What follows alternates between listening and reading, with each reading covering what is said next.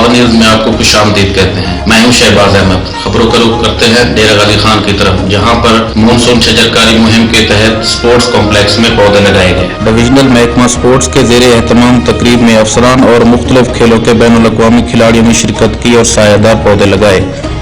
Director general parks and horticultural authority doctor Abid Mahmood Malik, divisional sports officer Ata ur-Rahman, deputy director public relations Muhammad Junaid Jatoi, volleyball کے international کھلاڑی حفیظ اللہ، international پہلوان و شیر پنجاب عمیر پہلوان، سابق کپتان انڈر 19 کرکٹ ٹیم عمران رفیق، فرسٹ کلاس کرکٹر ریاض بھٹا، آصف گنگولی، ڈویژنل کوچز جاوید الیاس، یاسر عباس، خالد محمود، ارشد علی، آصف الرحمان، عبدالغفار مغل اور دیگر نے سپورٹس کمپلیکس میں پودے لگائے۔